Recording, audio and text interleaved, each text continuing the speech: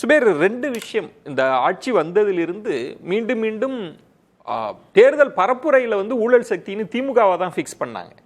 ஆனால் ஆட்சிக்கு வந்ததிலிருந்து தோண்ட தோண்ட அவங்களே ஒரு டெட்லைன் வச்சுக்கிட்டாங்க, 2017 அப்படின்னு வச்சுட்டு தான் ஊழல் அப்படி முறைகேடுகள்னா. ஆனால் பார்த்தா 2021 தான் அவங்க பேசுறது. ஆனால் ஆதாரங்கள் இல்லாமல் ரொம்ப மேலெழுந்த வாரியா ஒரு அரசியலுக்காக அப்படி இந்த குற்றச்சாட்டை முன் வைக்கிறாங்களா? அப்படி ஆதாரம் இல்லாமல் எப்படி நம்ம சொல்ல முடியும்? இன்னைக்கு வழக்கு பதிவு பண்ணி எஃப்ஐஆர்ல ஒரு பேர் போடப்பட்டிருக்கு, செந்தில் பாலாஜியினுடைய பேர். 41 இடங்கள்ல 14 மாவட்டங்கள்ல தொடர்ந்து இன்னைக்கு ரைடு நடந்திருக்கு. ஒரு மதுபாலை ஆலையில் வந்து இன்னைக்கு முழுவதுமாக வேலைக்கு போன எல்லாத்தையும் நிப்பாட்டிட்டு வெளியே அமைச்சிட்டு காலையிலேருந்து ரைடு பண்ணியிருக்கிறாங்க. வழக்கமாக நடக்கிறதா காலையில் தொடர்ந்து நடந்திருக்கு. அவர்கிட்டையுமே இன்னைக்கு வாக்குமூலம் வாங்கியிருக்கிறாங்க. கிட்டத்தட்ட 3 மணி நேரத்துக்கு மேலே அவர்கிட்டையும் வாக்குமூலம் வாங்கி இன்னைக்கு வழக்கு பதிவு பண்ணப்பட்டிருக்கு. இப்போ செந்தில் பாலாஜி அவர்களை பார்க்குறப்ப இதுக்கு முன்னாடியுமே இருக்கு. 2011-16 அன்னைக்கு திமுகவினுடைய தலைவராக இருந்த முன்னாள் முதலமைச்சர் அவருக்கு எப்படி ஒரு கடுமையான குற்றச்சாட்டை வச்சார். அப்போ திருப்பி அதே அவரை தான் கொண்டு வந்து திருப்பி திமுகவையும் சேர்க்குறாங்க, அமைச்சராக கொடுக்குறாங்க. 2 வருஷம் இருந்தார். அதுக்கு பிறகு அவருக்கு இடி கேஸ் வந்தது, அவர் நெஞ்சு வலி வந்தது, ஆஸ்பத்திரிக்கு போனாருங்கிற கதையெல்லாம் பார்த்தோம். அதற்கு பிறகு இப்போ புதுசாக வந்திருக்க ஆட்சியிலையும் எத்தனையோ அமைச்சர் இருக்கிறாங்க. ஏன் இவர்கிட்ட மட்டும் வருதுன்னா இவருடைய ஹிஸ்ட்ரி அப்படி ரெக்கார்டு அப்படி இருக்கிறதுனால முதல் விட்டமாக பார்க்குறாங்க. ரெண்டாவது ஹிஸ்ட்ரின்றது ரெண்டு, நீங்க நிரூபிக்கப்பட்ட குற்றச்சாட்டா இல்ல பொலிட்டிக்கலா பவர்ஃபுல்லா இருக்கிறதுனால எல்லாமே இப்போ வந்து விசாரணையில் தான் இருக்கு. நீங்க எந்த அரசியல் இல்ல பழைய ஹிஸ்டரின்றது சொல்றேன், எல்லாமே விசாரணையில் இருக்க வழக்குகள் தான். இப்போ என்னன்னா டாஸ்மார்க்ல பணம் அதிகமாக புழங்குதுங்கிற ஒரு குற்றச்சாட்டு ரொம்ப நாளா மாறி மாறி சொல்றாங்க. ஏன்னா கவர்மெண்ட் நேரடியாக 2003 அரசாங்கத்தினுடைய கண்ட்ரோல்ல இருந்த டாஸ்மார்க், பிரைவேட் இருந்த டாஸ்மார்க் வந்து 2003 கவர்மெண்ட்டே நடத்துறாங்க சில்லறை விற்பனையை. அப்ப என்ன சொல்றாங்க அப்படின்னா, அப்ப திமுக வந்து எதிர்த்தது, கவர்மெண்ட்டே இது சாரா வைக்கலாமான்னு கடுமையாக எதிர்த்தாங்க. அதுக்கு 2006 வந்தது, அதை கண்டினியூ பண்ணாங்க. 30,000 ஸ்டாஃப் இருக்கிறாங்க இது வரைக்கும். அது நேரடி வருமானம் வருதுங்கிறாங்க, சில இடங்களில் அதை லீக்கேஜ் இருக்குங்கிறாங்க. மாறி மாறி குற்றச்சாட்டுகள் இருக்கு. பெரும் முறைகேடுகள் டாஸ்மார்க்கில் நடக்கிறதுக்கு வாய்ப்பு இருக்கு. ஏன்னா அந்த பார்ட்டி ஃபண்ட், கட்சி நிதிக்கான பெரும் தொகை டாஸ்மார்க் நிறுவனங்களிடமிருந்து, டாஸ்மார்க்கு சரக்கு சப்ளை பண்ணக்கூடிய நிறுவனத்திடமிருந்து நேரடியாக போகுது. கிட்டத்தட்ட 3,500 கோடி ரூபாய் அப்படின்னு சொல்றாங்க. எல்லாம் சொல்லப்படுற வழக்கு தான், நம்ம உறுதி இல்ல, வழக்கு சொல்லப்படுற வழக்கு தான். அதே போல இவர் மின்சாரத்துறை அமைச்சராக இருக்கிற பொழுது டிரான்ஸ்பார் வாங்கினதுல ஒரு 350 கோடி ரூபாய்க்கு மேல ஊழல்ங்கிற வழக்கும் சொல்லப்படுது. இதெல்லாம் விசாரணையில் அவருடைய டீம் இருக்கிறாங்க, லீகல் டீம் இருக்கிறாங்க. அவர் அது குற்றச்சாட்டு பொய்யான குற்றச்சாட்டா இருந்தா நிரூபிச்சுட்டு வரப்போறாரு. இப்போ அந்த மாதிரியான பெரும் குற்றச்சாட்டுகள் ஒரு துறையிலிருந்து வருது அப்படிங்கிறப்ப அந்த துறையினுடைய அமைச்சராக இருக்கிறதுனால இவர் மட்டும் ரெண்டு விஷயம். இதை நம்ம சட்ட நிபுணர்கள் பார்க்க போறாங்க. நீங்க சொல்ற மாதிரி நீதிமன்றம் என்ன முடிவு எடுக்குதுன்றது ஒண்ணு. தெளிவா ஷியாம் அவர்கள் சொன்ன மாதிரி திமுக வெர்சஸ் தாவேகா அப்படி ஃபிக்ஸ் பண்ணிக்குவோம். அவங்க டெட்லைன் வச்சது 2017. முதல்வர் பேசினது 2017 இருந்தே பெரிய முறைகேடுன்னு. ஆனா அவங்க ஃபிக்ஸ் பண்ணிட்டது 2021-26. இது ஒரு அரசியல் பேட்டில் நடக்குதா, ஒரு யுத்தம் நடக்குது, அதுல இந்த குற்றச்சாட்டு அப்படி சொன்னீங்கன்னா பழிவாங்கும் நடவடிக்கை மாறிடும். அப்படிதானே போயிடும். அப்படி நீங்க பிராண்ட் பண்ணாலே இவர் மீது குற்றச்சாட்டே இல்ல, இவர் மீது தவறே இல்ல, இது முழுக்க முழுக்க இது ஒரு போலியான சோடிக்கப்பட்ட திமுக அரசினுடைய பழிவாங்கும் நடவடிக்கைங்கிறதா இதுக்கு அர்த்தம். தாவேகா அரசினுடைய இதுதான் அர்த்தம். அது அப்படிதான் போற மாதிரி, அப்படித்தான் பிராண்ட் பண்ணப்படுதுங்க. ஓகே, அப்படித்தான் சொல்லப்படுது, அப்படித்தான் பிராண்ட் பண்ணப்படுது.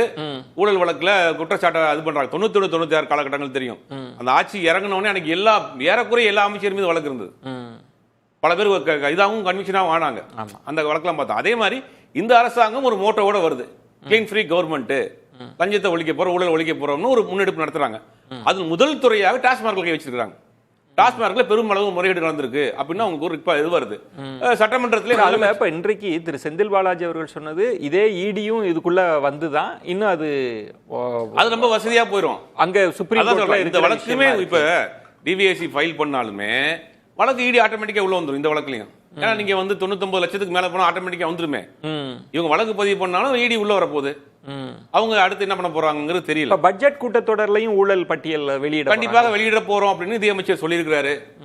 வரக்கூடிய காலங்களில் தான் யார் யார் இதில் சம்பந்தப்பட்டிருக்கிறாங்கன்னு. இப்போ செந்தில் பாலாஜி அவர்கள் மட்டும் கிடையாது, அந்த டாஸ்மார்க் சம்பந்தப்பட்ட சில ஊழியர்கள் மீதுமே குற்றச்சாட்டு சொல்லப்பட்டிருக்கு. இப்ப அப்படிங்கும் போது நம்ம இதை வந்து போற போக்குல கடந்து போவோம். நீங்க சொன்ன மாதிரி 2017 இருந்து 2026 வரைக்கும் எல்லாத்தையும் தோண்ட தான் போறாங்க.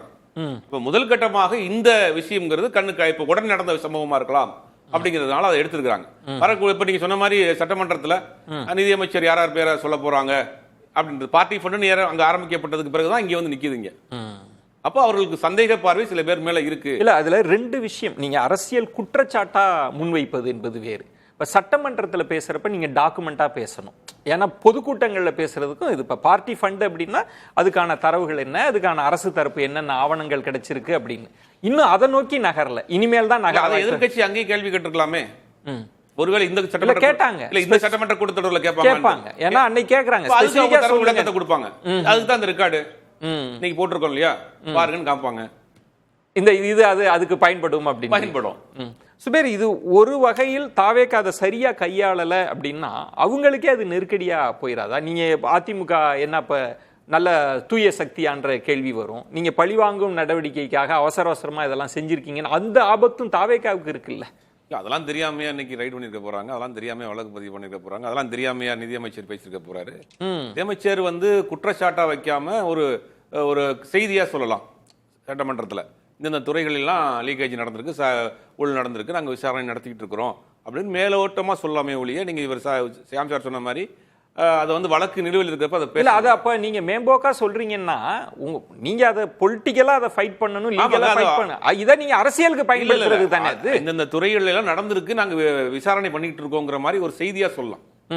இந்த துறைகள் எல்லாம் முறைகேடுகள் நடந்திருக்கு, நாங்க இப்பதான் கண்டுபிடிச்சிட்டு இருக்கிறோம், அது மாதிரி மேலோட்டமான விஷயமா சொல்லலாம். இப்ப ஏற்கனவே பார்ட்டி ஃபண்ட் நடந்திருக்குன்னு சொன்னாங்க, பார்ட்டி ஃபண்ட் வாங்கியிருக்கிறாங்க பெருமளவுல அப்படின்னு சொன்னதனுடைய நீட்சி தான் இன்னைக்கு ரைடு பண்ணப்பட்டு வழக்கு பதிவு பண்ணப்பட்டிருக்கு. அப்ப அதை நோக்கி போலாம். இன்னும் 60 நாள் தான் இருக்கு, 70 நாள் ஆக போகுது. அப்படிங்கும் போது இப்பதான் புதிதாக வந்திருக்க ஆட்கள், புதிய கவர்மெண்ட் அப்படிங்கும் போது இதுல எங்கெங்க லீக்கேஜஸ் இருக்கு அதை முதல்ல சரி பண்ணும். வருமானத்துக்கான வழிமுறைகள் என்ன செய்வோம், அது வேற இல்ல. அது வருவாயை பெருக்குவது வேற, திமுக ஊழல் செஞ்சிருச்சுன்றது வேற. இல்ல அது அங்க கட் பண்ணா தானே உங்களுக்கு நேரடியாக இங்க வரும்.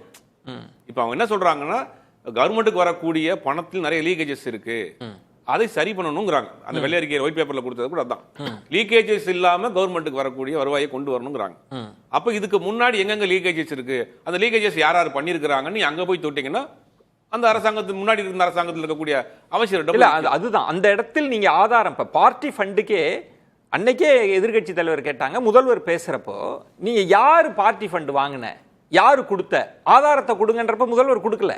இல்ல அன்னைக்கு அவங்க இல்ல, வெளிநடப்பு பண்ணிட்டாங்க. அன்னைக்கு வெளிநடப்பு பண்ணாலும் அவர் பேசலாமே. இல்ல அன்னைக்கு அவங்க இல்ல, அவர் இல்லன்னாலுமே பேசலாமே. அதுக்கு இப்ப இதுவரை இன்னை வரைக்கும் கொடுக்கல. ஒருவேளை இந்த எஃப்ஐஆர்ல அது இருக்கா என்னங்கிறது தெரியல. இல்ல அதுல எனக்கு தெரியும் இருக்கிற மாதிரி தெரியல. ஷியாம் தான் சொல்லணும், பார்ட்டி ஃபண்ட்ன்றது இதுக்குள்ள இருக்கா ஷியாம்? நீங்க பாருங்க, அத டாஸ்மாகோட இத்தனை ஆயிரம் கடைகள், இத்தனை ஆயிரம் இப்பதான் வந்திருக்கு, அது முழுசா படிக்கல. இல்ல 11 பக்கம் நான் படிச்சிட்டேங்க, என்க்ளோஷன் அதுல இல்ல. 11 பக்கத்துல அப்படியான குற்றச்சாட்டுகள பார்ட்டி ஃபண்ட் எல்லாம் இல்ல.